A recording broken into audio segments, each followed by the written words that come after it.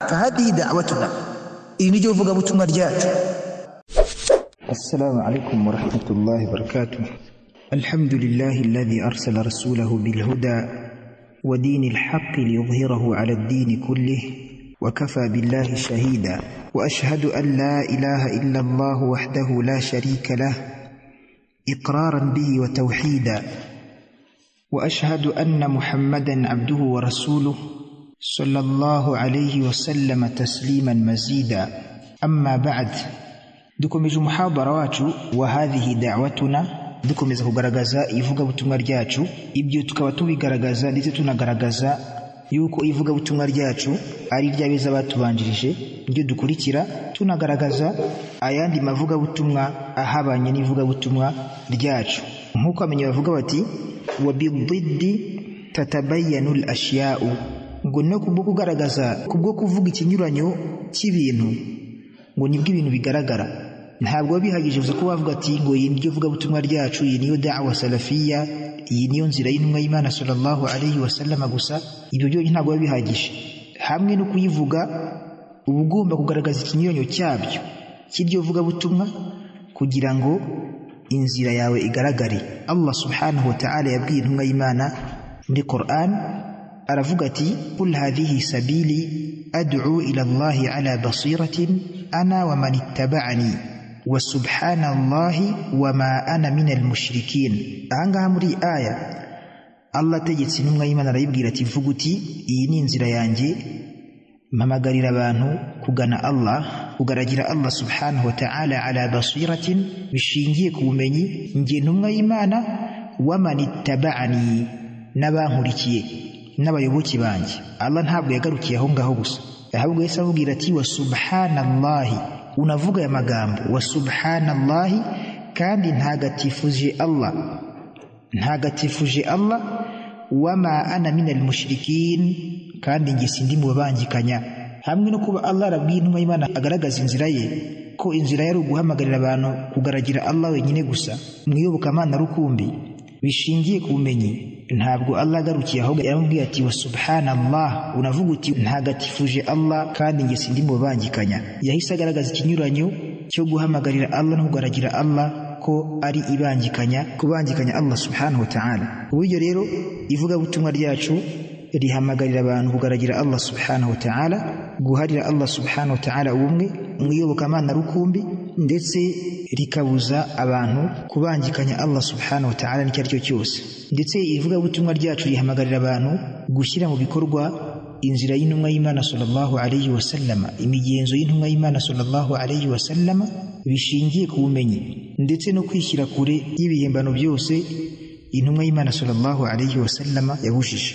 dukomeje igitabo cyacu cya al-usulu allati khalafat fiha sururiyyatu wa jama'atu al-ikhwan al-muslimin ahla sunnati wal jama'a, imisingi abasururiya n'itsinda rya al-ikhwan al-muslimin, Muslim Brotherhood, imisingi banyuranyije n'abantu bari ku nzira y'intumwa y'Imana sallallahu alayhi wa sallam. Mbega imisingi aba ikhwan n'abasururiya banyuranyije natwe, bagatandukira inzira y'intumwa y'Imana sallallahu alayhi wa sallam. Al-aslu ar-rabi', umusingi wa kane mu misingi bataniyeho, al-wuqu'u fi at-takfiri bidh-dhanbi wa ma tarattaba alayhi min takfiri al-ulama'i wal-hukkami wat-ta'n fihim wa takfiri al-mujtama'at. Umusingi wa kane abantu bataniyeho ngo nuko baguye mu cyaha cyo gukura abantu mu idini kubera icyaha bakoze. Umusingi bataniyeho nukugwa mu cyaha fi takfiri cyo gukura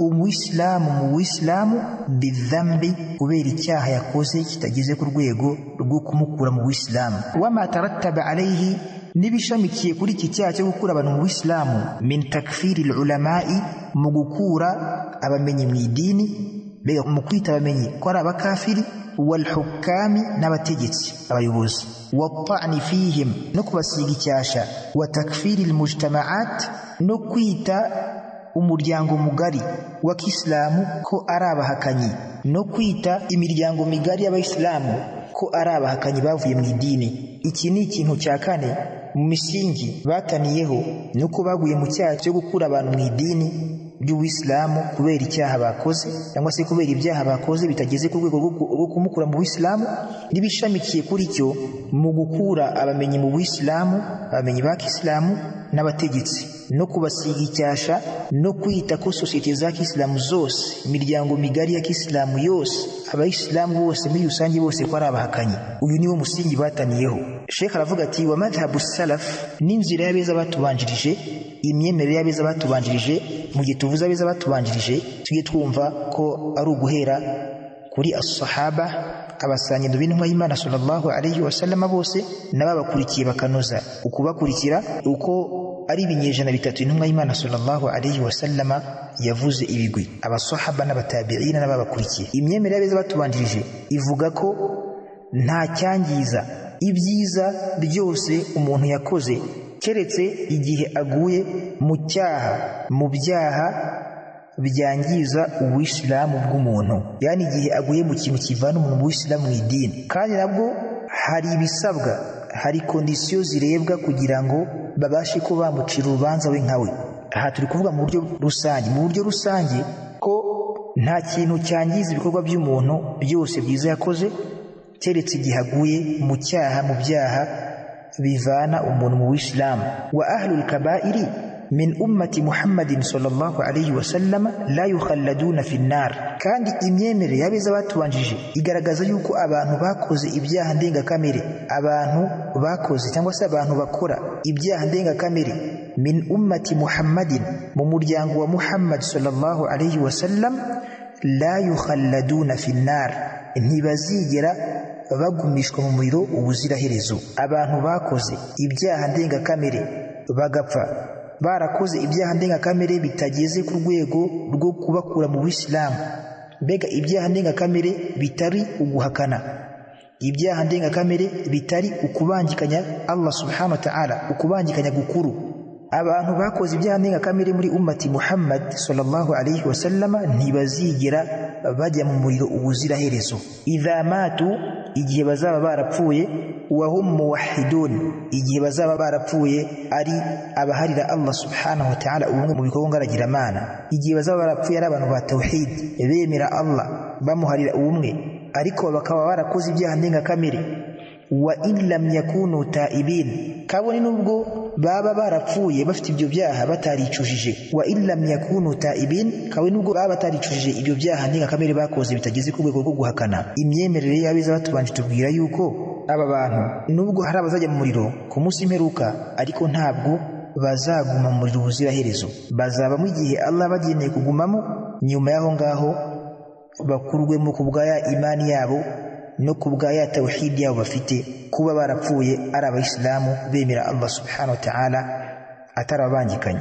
Wa hum tahta mashi'ati Allahi wa hukmihi, kandi aba bantu iyo bapfuye, mu gihe bapfuye bameze batyo, ngo baba bari munsi y'ubushake bwa Allah subhanahu wa ta'ala, wa hukmihi, n'iteka rye. Bazaba bari munsi y'ubushake bwa Allah subhanahu wa ta'ala n'iteka rye, mbega Allah niwe uzabacira urubanza.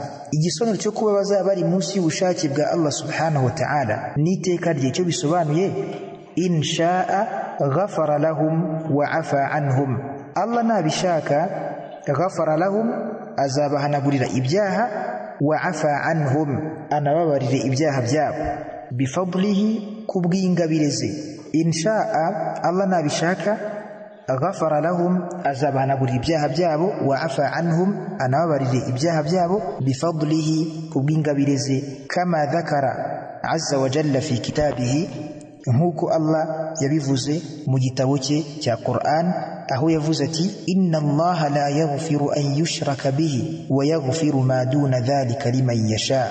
Inna Allaha la yaghfiru an yushraka bihi, mu by'ukuri Allah ntababarira icyaha cyo kumubangikanya.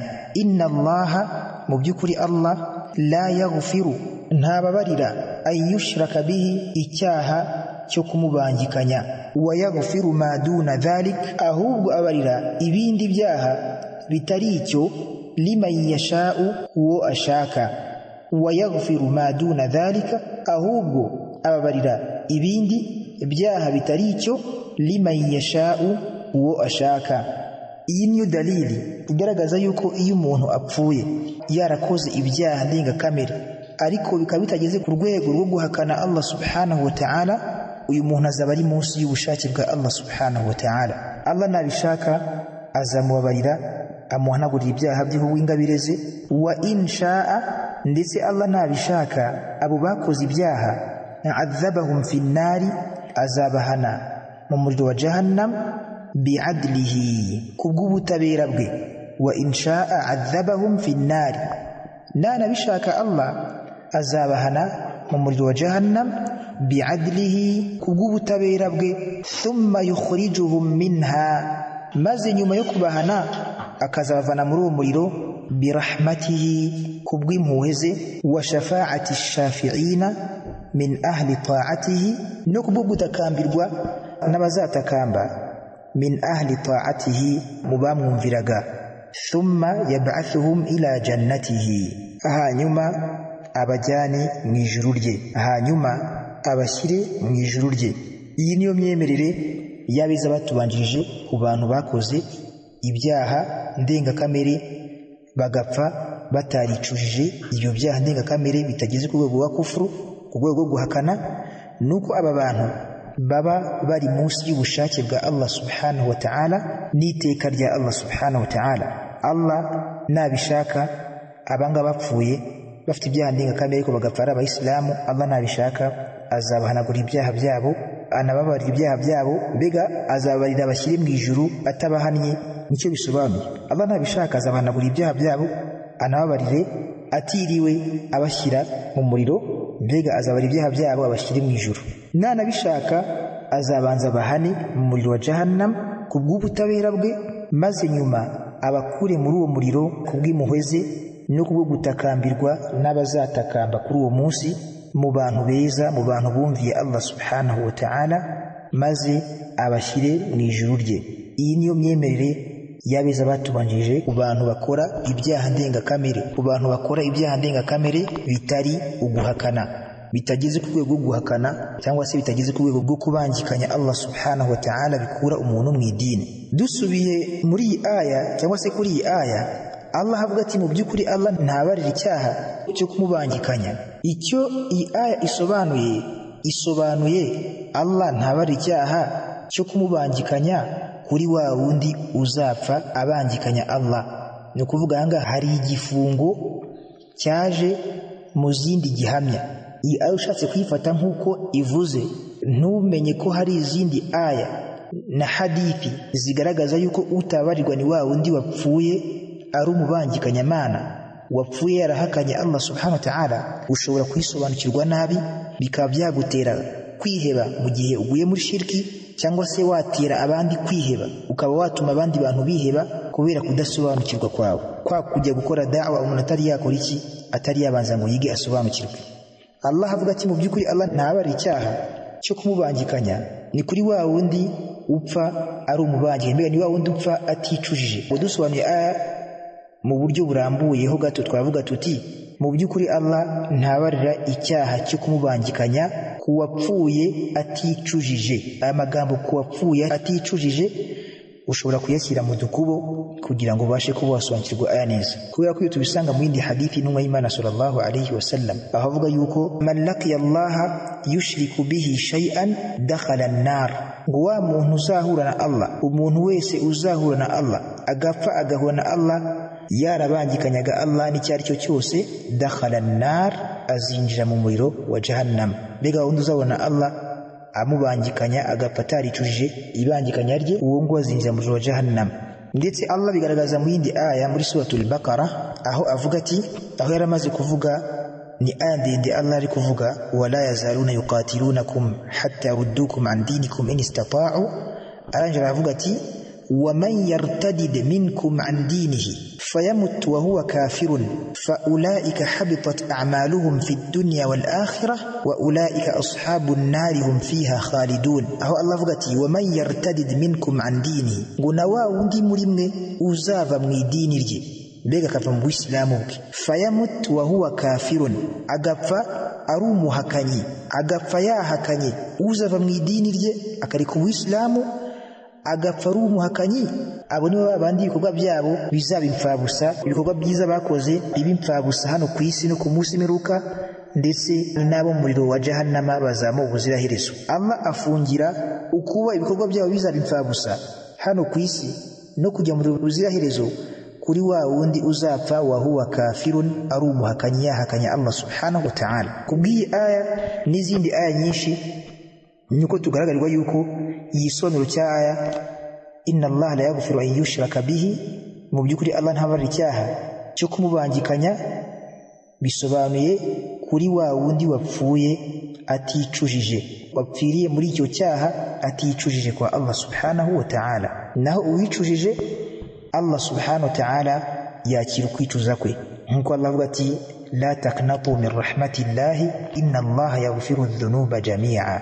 Aho Allah abwira abagaragu be ati ntimukihebe mu mpuhwe za Allah subhanahu wa ta'ala, mu by'ukuri Allah abarira ibyaha byose. Ibyaha byose harimo n'icyaha cyo kumubangikanya n'ibindi byaha byose ndengakamere bikurikira ukumubangikanya. Ibyaha byose Allah arabibabarira igihe umuntu yakoze iki? Igihe umuntu yicujije ukwicuza nyako. Sheikh yarakomeje aravuga ati wa ba'd rumuzi sururiyati wa tanzim al-ikhwan al-muslimin, ngo na bamwe mu bayobozi b'abasururiya, na bamwe mu bayobozi b'itsinda rya sururiya wa tanzim al-ikhwan al-muslimin, nabo muryango wa al-ikhwan al-muslimin, yukaffiruna bil kabirati, bakura abantu mu Islamu kubera icyaha ndengakamere. Yukaffiruna, bakura abantu mu Islamu bil kabirati, kubera ko bakoze icyaha ndengakamere, ala manhajil khawariji fi hadha al-bab. Ibyo babikora bagendeye ku nzira y'abakhawariji muri uyu muryango. Ala manhajil khawariji, babikora bagendeye ku murongo w'abakhawariji fi hadha al-bab, muri uyu muryango. Bamwe mu bayobozi b'abasururiya n'abayobozi b'umuryango wa al-ikhwan al-muslimin bakura abantu mu Islamu, bita abantu abakafiri, bita abayisilamu abahakanyi bil kabirati, kubera icyaha ndengakamere bakoze kitari kufuru, kitageze ku rwego rwo guhakana. Ibyo bakabikora bagendeye bakurikiye inzira y'abakhawariji fi hadha al-bab, muri uyu muryango. Sheikh mbere yuko atangira gusobanura iri kosa baguyemo, yabanje kugaragaza kwanza imyemerere y'abeza batubanje ni iyihe kwanza ku bijyanye n'ibyaha. Mu ncamake nuko imyemerere y'abeza batubanjirije bagaragaza iki? Batanga ubusobanuro mu byaha. Ibyaha ndengakamere muri rusange birimo amoko abiri. Hari icyaha ndengakamere kivana uwagikoze mu Buislamu, hakaba n'ibyaha ndengakamere bitavana abantu mu Buislamu, mbega bitageze ku rwego rwo kuba byakura umuntu mu Buislamu. Rero mu gihe udatandukanyije ibintu bitandukanye byose ukabyitiranya, icyo gihe ukora volum, birangira uhuguje, ukaba washyira n'ibintu mu mwanya utari uwabyo. Kubera iki? Kubera kwitiranya ibititiranywa. Rero ahlus sunnati wal jamaa as-salafiyun, abantu ba sunna, nuko bo usanga mu miryango yose y'idini ari wasatun baina tarafain. Usanga abantu ba sunna bari hagati y'impande ebyiri zitandukanye, y'impande ebyiri zakoze iki? Zatanye. Abantu ba sunna mu idini yose muri rusange usanga bari hagati y'udutsiko tubiri cyangwa se y'impande ebyiri ziba zaratanye, bari hagati y'uruhande rukabya mu idini rukarengera, ndetse bari no hagati y'uruhande rworoshya mu idini. Rero abantu ba sunna baba bari hagati y'iki? Y'impande ebyiri zatanye, uruhande rukabya n'uruhande rworoshya idini, adasaba koroshya. Sheikh amaze kuvuga ati bamwe mu bayobozi b'abasururiya ngo nabo mu muryango wa Muslim Brotherhood bita abantu abakafiri kubera icyaha ndengakamere kitageze ku rwego rwo guhakana, bagendeye ku nzira y'abakhawariji muri uyu muryango. Aranje atangiye kugaragaza ese ni mu buhe buryo, ni hehe bita abantu abahakanyi, kugira ngo bitagaragara ko ari amagambo gusa Sheikh ari kuvuga. Agiye kuzana igihamya z'ibyo ari kuvuga. Ni mu buhe buryo, ni mu buhe buryo bita abantu abahakanyi, ni na hehe byanditswe mu bitabo byabo. Ubundi igihe ushaka gufata umuntu neza kuri batilize n'ibinyoma bye, mu gihe ushaka kumucira urubanza rurimo ubutabera, nuko bigusaba kuzana amakosa yakoze bisawutihi, yaba yivugiye ku giti cye mu ijwi rye cyangwa se mu nyandiko yakoze ikiyandikiye ku giti cye. Ibyo ngibyo bituma ubasha guca urubanza neza, hanyuma ukanagaragaza naho yatannye ahariho ni hehe, igihamya bigaragaza ni iyihe. Nk'uko bamenyi bacu babivuga al-allama Ubaidul Jabiri rahimahullahu ta'ala, yuko abantu barangwa n'ubutabera muri Islamu iyo bumvishe ar-rududul ilmiya, iyo bumvishe ibisubizo bishingiye kuri ilmu, rududi zishingiye kuri ilmu, zitarimo amagambo akakaye, zitarimo amagambo asesereza, zitarimo amagambo mabi. Iyo bumvishe rududu, ibisubizo byasubijwe bitarimo amagambo yo gusesereza, amagambo mabi, amagambo yo gutukana, ngo fa innal munsifina yakbalunaha. Mu by'ukuri abantu bafite ubutabera, abantu bagira ubutabera muri Islamu bakira izo rududu, barazemera, ntabwo bajya bazihakana, ntabwo bajya banga izo rududu, kubera ko aba ari ibintu byumvikana kandi byaciye mu bugenge. Sheikh atangiye kugaragaza iki mu buryo bagiye batandukana cyangwa se bagiye bagwa muri iryo kosa. Aravuga ati wa min wujuhi muwafaqati ba'd rumuzi sururiyyati lahum ala hadha al-asli qawlu Muhammadin Surur. Ngo no mu buryo bamwe mu bayobozi ba Sururiya bahuje, mu buryo bahuje n'abakhawariji kuri uyu musingi, mbega mu buryo bahuje n'abakhawariji mu gukura abantu mu Islamu. Qawlu Muhammadin Surur ni imvugo ya Muhammad Surur Zain al-Abidin. Dongera nsubiremo, ukamaze kugaragaza yuko bamwe bayobozi b'abasururiya n'agatsiko ka al-ikhwan al-muslimin nuko bakoze iki, bakura abayisilamu, bakura abantu mu Islamu kubera ibyaha ndengakamere bitageze ku rwego rwo guhakana, rwo kuvana umuntu mu Islamu. None agiye kugaragaza se ni mu buhe buryo bakura. Maravuga ati wa min wujuhi, no mu buryo muwafaqati ba'd rumuzi sururiyati lahum, no mu buryo bamwe mu bayobozi ba Sururiya bahuje n'abakhawariji ala hadha al-asl, kuri uyu musingi wo gukura abantu mu Islamu bitari mukuri. Mu buryo bahuje qawlu Muhammadin Sururin, ni imvugo yitwa Muhammad Surur, ari we muassisuha, ari we watangije agatsiko k'abasururiya. Ni imvugo uyu mugabo yivugiye ku giti cyaho yavuze ati falaysa من المستغرب أن تكون مشكلة إتيان الذكران من العالمين أهم قضية في دعوة قوم لوط عليه السلام. umugabo yaravuze ati ngo ntabwo bitangaje, falaysa min almustaghrabi, ntabwo ari igitangaza, ntibitangaje kuba ikibazo cy'abagabo bahuzaga ibitsina, mbega cy'abatinganyi bahuzaga ibitsina, ngo ntibitangaje kuba icyo kibazo aricyo cyari ikintu gikomeye cyane, aricyo cyari ikibazo cy'ingenzi cyane mu ivugabutumwa rya Lut alayhi salam.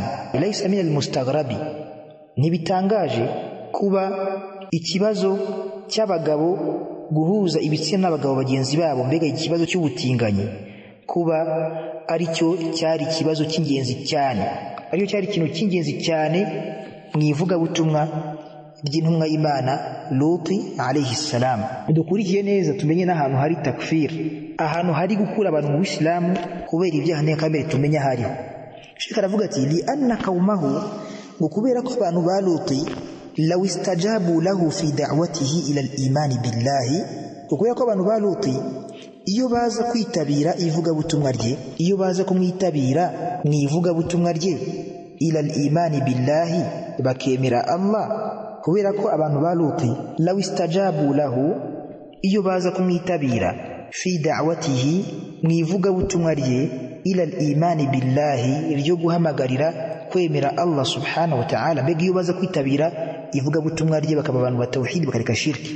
Dore yuko intumwa zose za Allah ikintu cya mbere zabaga zije kubwira abantu, zabaga zije kubahamagarira kugaragira Allah subhanahu wa ta'ala no kumuharira ubumwe. Hamwe n'ubwo abantu babaga bafite amakosa yandi babaga bari bakora, nk'aba ngaba bari bafite amakosa mu byaha bakoraga ibyaha by'ubutinganyi n'ibindi, ariko ikintu cya mbere Lut yahereyeho ni ani'budullaha, yabanje kubategeka bagaragire Allah subhanahu wa ta'ala, bareke ibangikanyamana. Iyo aravuga ati kubera ko abantu ba Lut ngo niyo baza kwemera, niyo baza kumwitabira mu ivugabutumwa rye bakemera Allah, wa adamil ishraki billahi, ntibanamubangikanye Allah, ntibanabangikanye Imana, ntibayibangikanye, lama kana listijabatihim ayu ma'na, ntacyo ukwitabira kwabo byari kuba bimaze.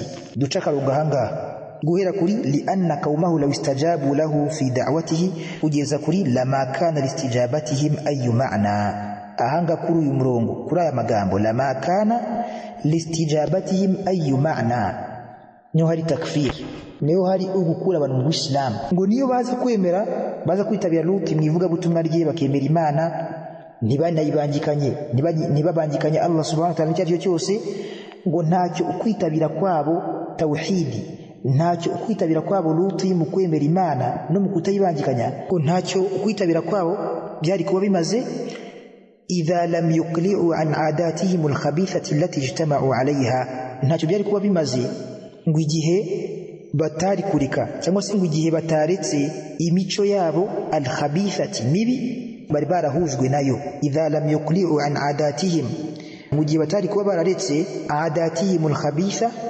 imico yabo mibi allati ijtama'u 'alayha bahujwe nayo cyangwa se bahuriyeho, imico mibi bahuriyeho y'ubutinganyi. Walam yatasattaru fi fi'liha, maze ngo ntibihishire mu kuyikora. Walam yatasattaru, ntibanihishire fi fi'liha mu gukora iyo mico mibi. Bal asbahat juz'an min nizami hayatihim, ahubwo iyo mico y'ubutinganyi yabaye igice mu bigize gahunda z'ubuzima bwabo bwa buri munsi. Ila darajati, kugeza ku rwego, ila darajati, kugeza ku rwego yuko bo annahum kanu yastaghribuna min Lutin da'watahum ila nabdhi hadhihi al-a'mal al-mashina, kugeza ubwo bageze ku rwego rwo kuba bo barakoraga iki, baratangariraga Luti, bajyaga batangarira Luti uko barabahamagariraga ivuga butumwa rye ryo kubahamagarira kurika ibikorwa by'urukozasoni al-mashina, ibikorwa by'iki by'urukozasoni. Bageze bakajya bakora iki, bakajya batangara Luti cyane. Jubuni binaye kutubwira koko ni ibiki, we ntago abona ko ari byo bigezweho, ntago abona ko ariko gusobanuka.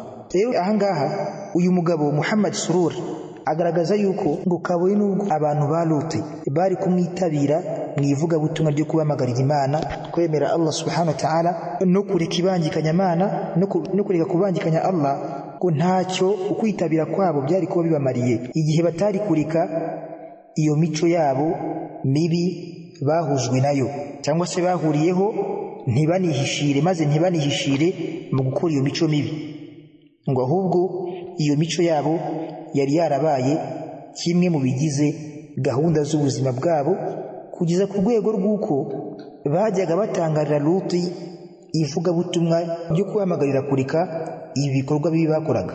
Ni ukuvuga ahangaha uyu mugabo muri aya magambo ye harimo takfir, ariko iyi takfir harimo kwita abantu, gukura abantu mu Islamu kubera ibyaha bakoze, kubera ibyaha nyakamere bakoze bitageze ku rwego rwo guhakana Allah subhanahu wa ta'ala. Gute? Nuko yavuze yuko nubwo bari kwemera Luti bakaba abayisilamu bakareka ibangikanya Imana bakoraga, nubwo bari kwemera Luti, ariko iyo baza kwemera Luti bagakomeza gukora ubutinganyi bwabo, ngo ntacyo imani yabo nta n'icyo ubusilamu bwabo bari kuba bubamariye. Iyi ni takfir, kuko icyaha cy'ubutinganyi ni nk'icyaha cy'ubusambanyi. Ibi byaha byombi ntibikura ba nyirabyo mu Buislamu. No kuvuga ngo ntibikura abantu mu Buislamu ntibisobanuye ngo ibyo biri mu rwego rwo koroshya ibyo byaha yuko ngo nta kibazo kubikora hoya, ahubwo ibyaha biratandukanye. Ibyaha bitandukanye ntabwo biba biri ku rwego rumwe, hamwe no kuba ari ibyaha ndengakamere byoreka ba nyirabyo, ariko ntabwo bigeze ku rwego rwo guhakana Allah subhanahu wa ta'ala. ومن وجوه موافقة بعض رموز فرقة الإخوان المسلمين لهم, ngo no mu buryo bamwe mu bayobozi b'itsinda rya al-Ikhwan al-Muslimin mu buryo bahuje n'abakhawarij, mu buryo bahuje nabo, mbega mu buryo abayobozi ba Ikhwan al-Muslimin bahuje n'abakhawarij, yahere ku bayobozi b'abasururiya. Ni mu buhe buryo bahuje n'abakhawarij? Ni mu mvugo nk'ingiyi, imvugo azanye ya Muhammad Surur, avuye ku basururiya agaruka ku ba Ikhwani. Ni hehe aba Ikhwani bahuje n'abakhawarij mu myumvire yabo mibi, ku bitekerezo byabo bibi byo gukura abantu mu Islamu kubera ibyaha bakoze? Aravuga ati wa min wujuhi, no mu buryo bamwe mu bayobozi b'itsinda rya al-Ikhwan al-Muslimin mu buryo bahuje n'abakhawarij mu gukura abantu mu Islamu. Ala hadha al-asli, kuri uyu musingi, qawlu Ali al-Ashmawi, ni imvugo y'uwitwa Ali al-Ashmawi. Ali al-Ashmawi ni mu Ikhwani, numwe bantu bo muri Ikhwanul Muslimin, al-Ikhwanul Muslimun.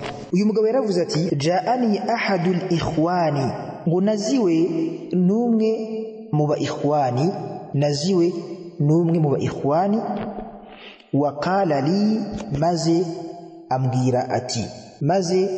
ambwira ati innahu sayarfudu akla dhabihati almuslimina almawjudati haliyan, maze ambwira ko agiye kureka kurya inyama z'iki gihe zibagwa n'abayisilamu b'iki gihe cyangwa se muri iki gihe turimo. Aravuga ati naziwe n'umwe mu ba ikhwani ambwira ko we agiye kureka kulla dhabihati almuslimina almawjudati haliyan, agiye kureka ibibagwa byose biriho muri iki gihe byabazwe n'abayisilamu. Mbega asobanuye ngo yabumbiye ko agiye kureka inyama zose zabazwe n'abayisilamu muri iki gihe turimo. Ari amagambo arimo takfiri, kuko ibibagwa tutemerewe kurya ni ibibagwa by'abantu bahakanye Allah subhanahu wa ta'ala, abantu batagira idini b'abapagani. Mbega abantu batari abakristo n'abayahudi, ibibagwa by'abatari abayahudi n'abakristo ntitwemerewe kubirya. Noneho amaze kumubwira imvugo, Ali al-Ashmawi yahise ajya ku mushekhe we yemeraga nk'umumenyi, ajya kumubaza. Aravuga ati fadhahabtu ila sayyidin qutbin, ngo nuko njya kwa Sayyid Qutb, wasa'altuhu an dhalika, mubaza kuri ibyo.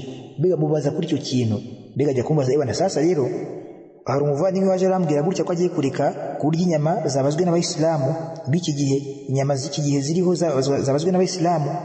Njya kwa Sayyid Qutb ndabimubaza, faqala, aravuga ati, Sayyid Qutb yaravuze ati da'hum yakuluha, ngo bareke bakomeze barya izo nyama.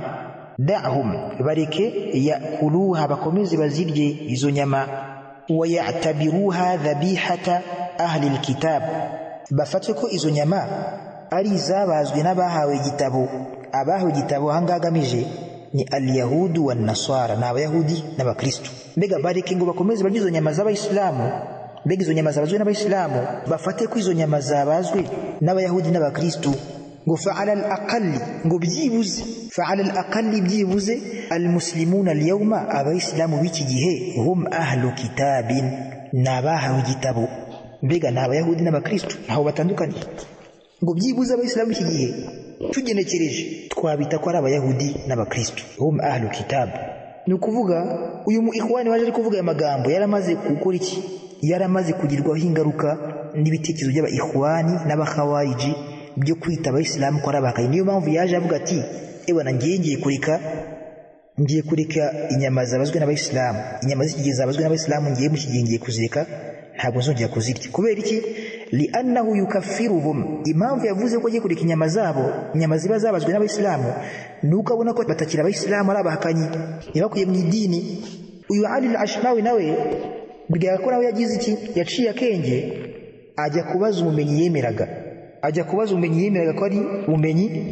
Agiye kumubaza, umumenyi nawe yemeraga, aramubwira ati ngo bareke barye izo nyama nta kibazo, ariko bafate ko izo nyama ari iki? Ari izabazwe n'abayahudi n'abakristo. Kubera ko ngo byibuze abayisilamu b'iki gihe twabita ko ari iki?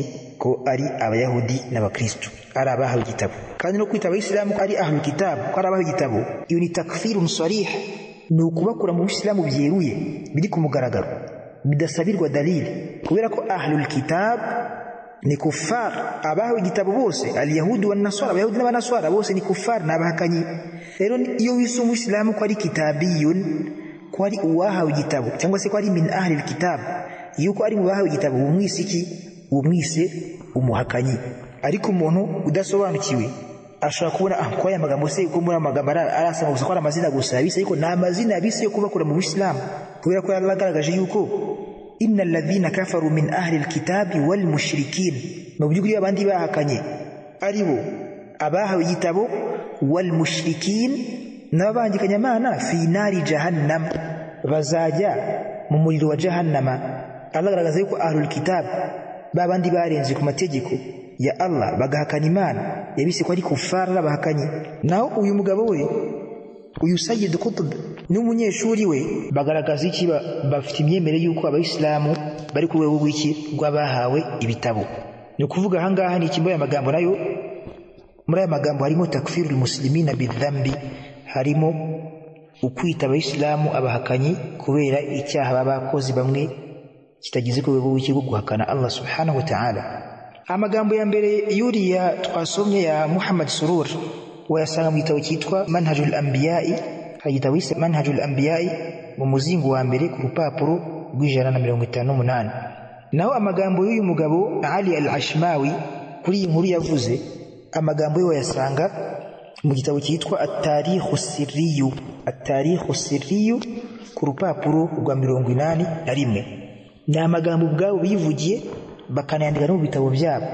Wakala Fathi Yakan, n'uwitwa Fathi Yakan yaravuze ati, umwe mu ba ikhwani uwitwa Fathi Yakan yaravuze ati, wal yawma yashhadu al-alamu ajma'u, ngo uyu munsi isi yose irimo kubona cyangwa se iri kubona, wal yawma yashhadu al-alamu ajma'u, ngo muri iki gihe uyu munsi wa none isi yose iri kubona riddatan anil imani billahi, iri kubona ukuva mu idini, iri kubona ukuva mu idini abantu bareka ukwemera Allah subhanahu wa ta'ala. Isi yose irimo kubona ugusubira inyuma mu kwemera Imana, mbega kuva mu idini, ugusubira inyuma mu kwemera Imana, wa kufran jamaiyan, ndetse n'ubuhakanyi bwakwirakwiye, wa kufran jamaiyan, n'ubuhakanyi bwakwirakwiriye hose, wa alamiyan, kandi buri ku rwego mpuzamahanga, wa alamiyan, kandi buri ku rwego mpuzamahanga, mbega ubuhakanyi buri international, ngo lam yu'raf lahu mithlun min qablu, ngo n'ubuhakanyi butigeze bumenyekana mbere, butigeze bumenyekana ngo bunabeho mbere yaho ngaho. Aha kugaragaza yuko abayisilamu benshi, isi iri kubona abayisilamu benshi basubiye inyuma bava mu Isilamu bakora ubuhakanyi, iri kubona ubuhakanyi bwakwirakwiriye hose ku isi, ubuhakanyi mpuzamahanga butigeze bumenyekana mbere mu gihe cyatambutse. Aya magambo wayasanga mu gitabo cyitwa Kaifa Nad'u ila al-Islam. Waqala Sa'id Hawa, n'uwitwa Sa'id Hawa yaravuze ati, laqad wajahat al-harakatu al-islamiyyah al-mu'asira riddatan 'an al-islam takadu takunu akhbatha min ar-riddati al-ula.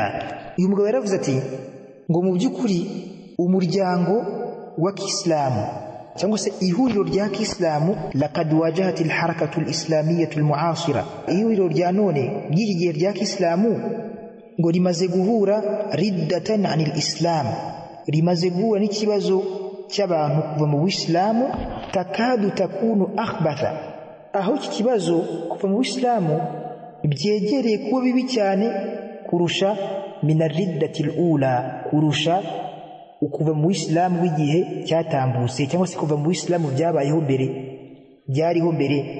Aravuga ati umugabo, laqad wajahat al-harakatu al-islamiyyah al-mu'asira, ngo ihuriro rya Kiislamu ry'igihe cya none haturimo ngo rimaze guhura n'ikibazo cy'abantu kuva mu idini mu Islamu, ngo cyenda kuba kibi, iki kibazo ngo cyegereye kuba kibi, cyenda kuba kibi cyane kuruta ukuva mu Islamu byahambere byagiye bibaho mbere.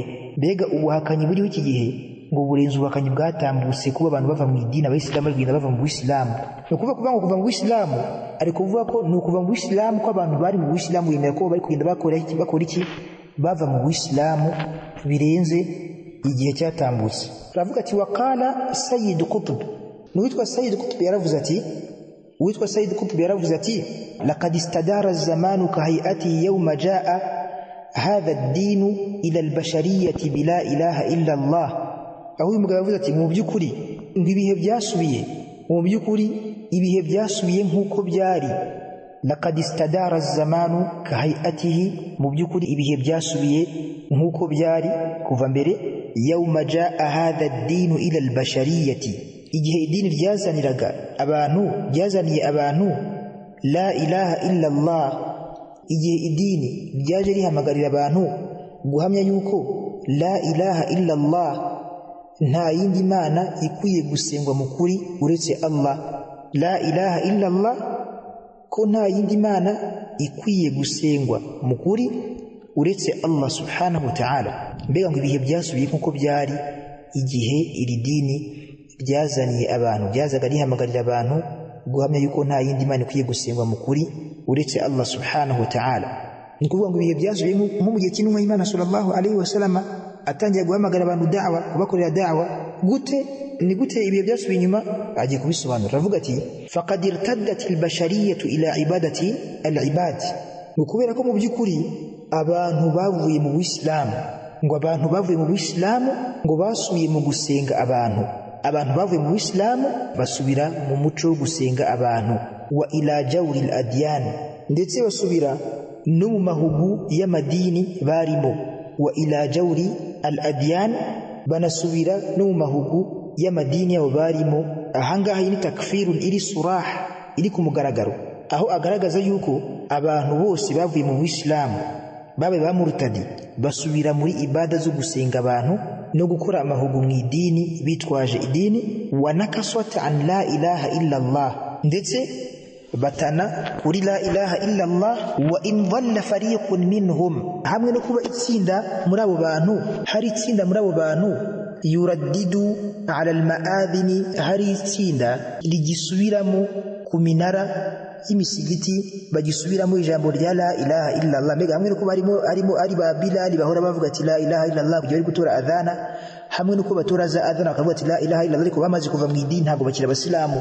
Niki umugabo agamije? Aravuga ati mu by'ukuri ibihe byasubiye nkuko byari umunsi iri dini ryaje rihamagarira abantu guhamya yuko nta wundi kwihugarayuwa mu kuri uretse Allah subhanahu wa ta'ala. Ngo kubera ko abantu bose bavuye mu Buislamu, bavuye mu idini y'Ubuislamu basubira mu gusenga abantu, basubira gukora amahugu mu idini bitwaje idini, batana kuri la ilaha illa Allah, bitandukanya na la ilaha illa Allah.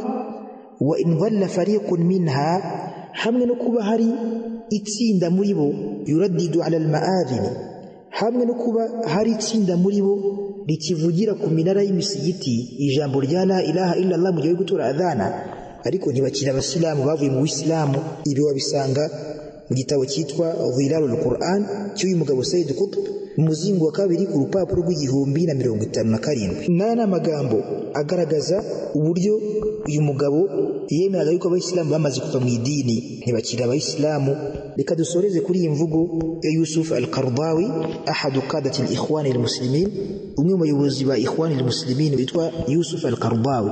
Yusuf al-Qaradawi mu ncamake ni umwe mumenyi baba ikhwan al-muslimin, kugeza ubwo umwe mumenyi bacu witwa Sheikh Ubayd al-Jabir rahimahullah yavuze ati uyu nguyu al-Qaradawi, Yusuf al-Qaradawi indahu ilmun shar'i, yari afite ubumenyi bw'idini, yari umumenyi mu bamenyi, ariko indahu kufriyatun, ariko yari afite amagambo mabi y'ubuhakanyi yavugaga, hamwe n'ubumenyi yari afite, hamwe na ilmu yari afite, ariko ari muri babandi bakoze iki, batanye bakayoba, ariko bakayoba basobanukiwe atari injiji.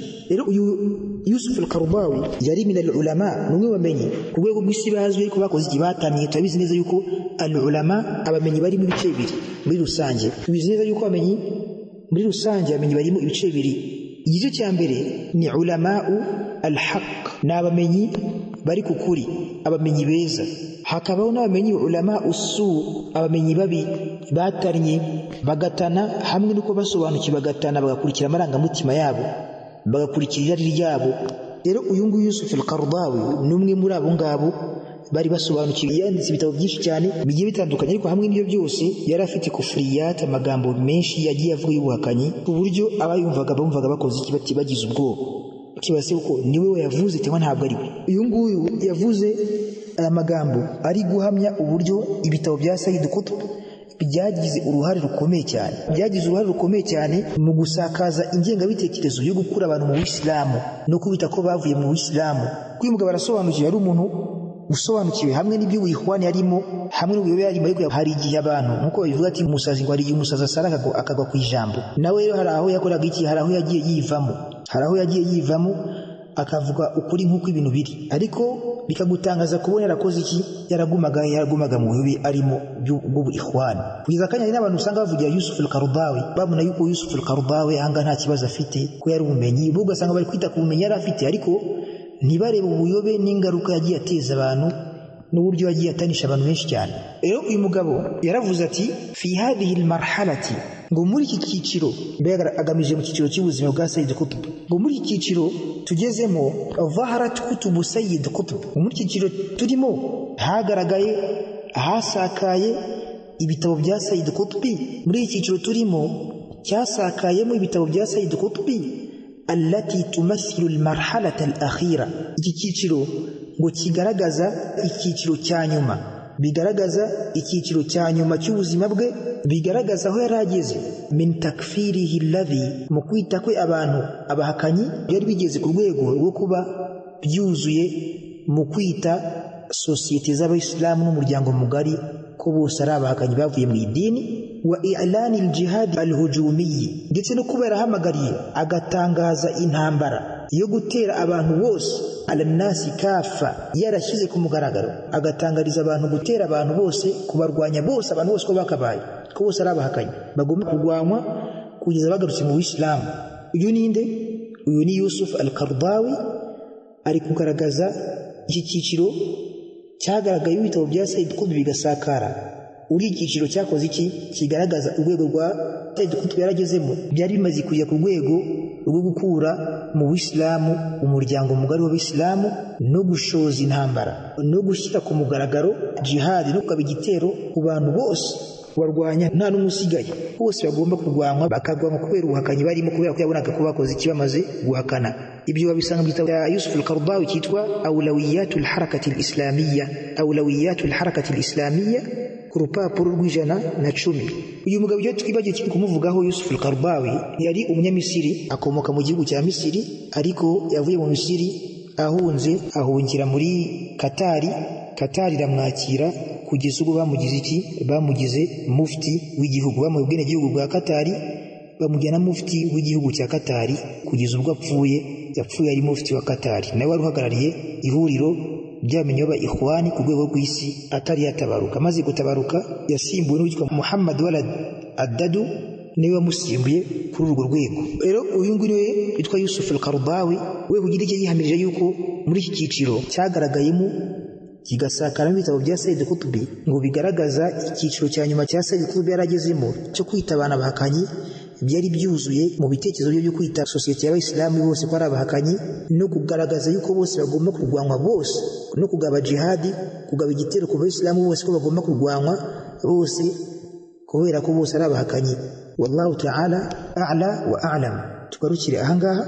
Niba hari icyo umuvandimwe yakongeraho, niba ari ta'liq nto yatanga kuri uyu muhadara, insha Allah, Sheikh Abu Bakr falyatafaddal, barakallahu fihi. Naam Sheikh, tafaddal.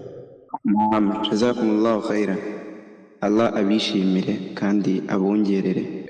Izi mvugo Sheikh yazanye ni imvugo z'ingenzi cyane abantu ko bazimenya, kubera yuko mu bintu bigaragaza ko abantu ari abakhawariji mu misingi ikome, nuko usanga bakufurisha abantu. Nkuko bizanaza Sheikh nabigeraho, tuzabona uburyo ki Sayyid Qutb yabonaga isi yose iri mu gihe cya jahiliya, nkuko banabikomojeho, yani iri mu gihe cya mbere y'ubutumwa.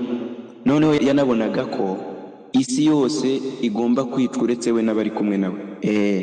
Hari umuhadara twari turimo kare wa Sheikh Abul Fadl, arangije azana imvugo imeze gutyo. Niyo mvugo ndibaza iri no muri iki gitabo niba ntibeshe, itanarimo insha Allah Sheikh azayidusomera biidhnillahi ta'ala, uburyo we yabonaga ko abantu bose bagomba gupfa kubera ko isi irimo umwijima gusa, nta muntu muzima nta n'umuyisilamu ukiri irimo uretse we n'abari kumwe nawe gusa. Sayyid Qutb rero yari ikibi ku bantu. Abantu ntabwo babizi, bakunda gutekereza nyine tafsiri ye yari irimo amagambo aryoshe. Ubwo ndavuga amagambo yabo bita abantu b'intyoza, nyine bazi ururimi rutomoye, ugasanga byo nibyo bari kwirebera. Hari na bamwe mu bashekhe usanga bamuvugira, ariko igihe cyose wumvisha umuntu bamuvugaho iki kintu, ujye utekereza barumuna bawe, bakuru bawe, abana uzabyara, cyangwa se ababyeyi bari muri twe hano,